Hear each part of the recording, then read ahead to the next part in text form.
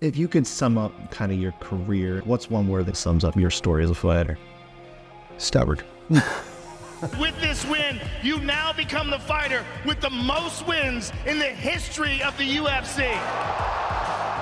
I have the most wins in UFC history. I'm not even in the top 10 for most decision wins at lightweight. That says something for the way that I fight. No one beats me fighting my fight. The goal was always to make it a Jim Miller fight, which is sometimes it's ugly.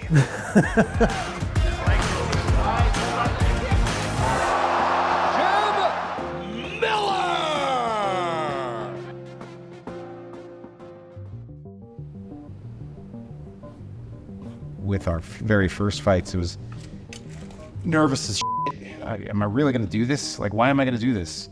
You know, I'm gonna go and get punched in the face? Like, this is stupid. Like, getting punched in the face doesn't really hurt all that much. Getting punched in a broken nose, that hurts. Early on in my career, I beat a lot of guys that were probably technically better than me just by outworking them. I wanna go out and I wanna make myself happy with a win, and I've never been excited about winning a decision. And I know that I probably could have had more wins. I know that I could have had more wins if I fought more conservatively in some of those fights. But like, no, the voice in my head was like, kill, kill, kill. And that might be at 14 minutes and 59 seconds getting my ass kicked for that whole time. But if there's that second on the clock, I'm still gonna go for it. Cause like, there is nothing that I think is worse than going out, feeling like, I still got the energy to keep going and hearing the other guy's name. Cause like, training's hard. It takes time away from other things that I want to do, time with my family. So it's like, you know, I owe it to them, I feel like, to go out and fight as hard as I can.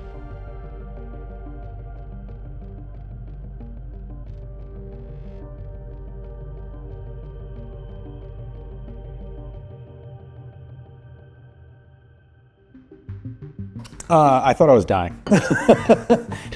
It was a very difficult time. It was taxing on both of us. It was that, why can't he get out of bed? What is wrong with him? What's going on? What's happening? You're running those emotions daily. Like, you wake up in the morning and everything hurts. I could run for, you know, an hour. Like, I couldn't look at a bar. I couldn't even think of doing a sprint. It just hurt too bad, like, to do any of that. And the scary part is, like, he doesn't remember a lot.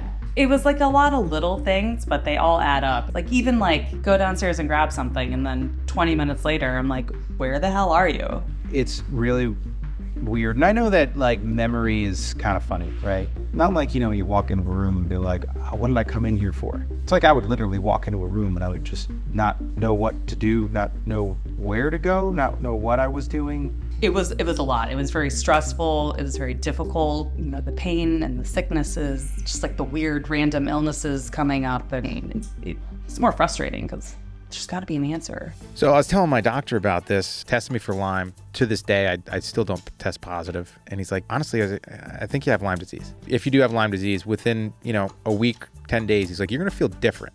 The brain fog was going away. The joint pain took a little bit, but it was like, maybe Doc was onto something.